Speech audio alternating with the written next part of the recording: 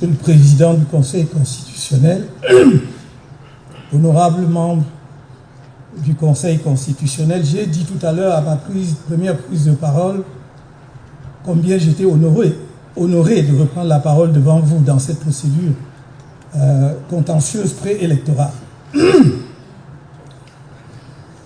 C'est un moment particulier, mais je vais m'en tenir au cadre que vous avez fixé vous-même, Monsieur le Président, après les interventions brillantes de mes conseils, y compris ceux qui ont fait une intervention volontaire dans le cadre de la procédure engagée par M. Yepka. Ma tâche est rendue extrêmement facile et je voudrais faciliter la vôtre en rappelant seulement ceci. Lorsque un citoyen camerounais est appelé à faire acte de candidature dans une opération électorale, il vérifie, en l'occurrence, s'agissant de l'élection présidentielle, si la formation politique qui présente sa candidature réunit les exigences fixées par la loi.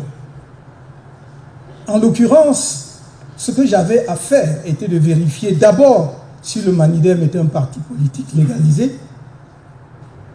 Il est apparu très clairement que c'est le cas, puisqu'il a été légalisé le 9 mars 1995. Si les instances compétentes pour porter ma candidature, et voilà que par la force des choses, ce que je voulais éviter, j'y entre, si dans l'organe qui me confère l'investiture a compétence pour le faire au regard justement des textes de ce parti, vérification faite, c'était le cas.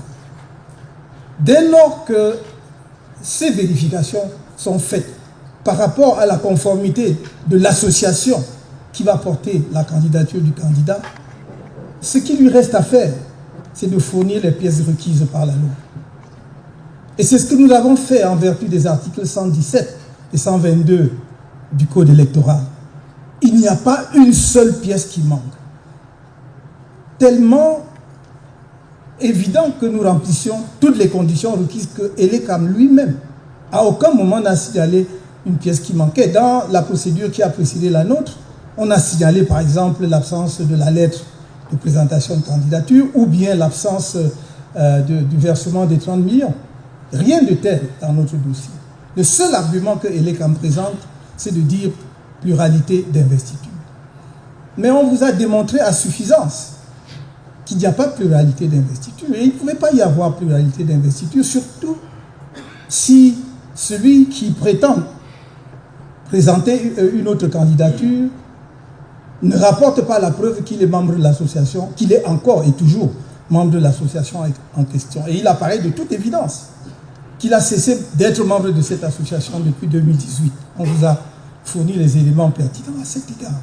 Il me semblait dès lors que la tâche du Conseil de votre auguste juridiction serait extrêmement simplifiée.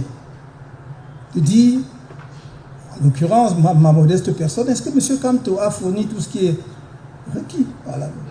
S'il a fourni, il n'y a pas de pluralité de candidature, puisque ce que l'on prétend être une deuxième candidature est une non-candidature étant présentée par quelqu'un qui n'est pas membre du Manidem, encore moins président de cette formation politique. Il me semble dans ces conditions, le problème étant ainsi posé, extrêmement simplifié, votre conseil, dans son infinie sagesse, comme vous l'avez fait tout à l'heure sur la question de la jonction de procédure, doit pouvoir reconsidérer l'argumentaire présenté par l'honorable rapporteur de votre auguste juridiction à la lumière des débats. Nous ne devons pas, vous ne devez pas, Monsieur le Président, honorable membre du Conseil constitutionnel, donner l'impression que les débats, c'est pour le décor.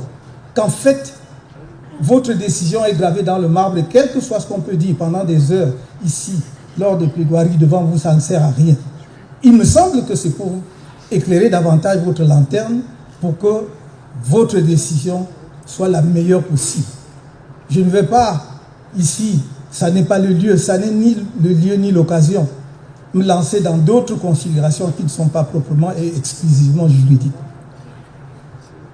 En disant ce que je viens de dire, vous devez simplement, Monsieur le Président, conclure que c'est à tort que Elekam a rejeté le dossier de candidature de M. Kamto puisqu'il satisfait à toutes les exigences prévues aux articles 117 et 122 du Code électoral. Et en le disant, justice sera rendue. Je n'ai pas de doute que vous saurez le faire. Je n'ai pas ici besoin, encore une fois, je l'avais dit une fois, de rappeler l'estime que j'ai pour les uns et les autres, parce qu'il se trouve que je connais un certain nombre de membres du Conseil constitutionnel. Et je pense que vous saurez dire ce qui est bon pour la justice, pour le droit et pour la République. Je vous remercie.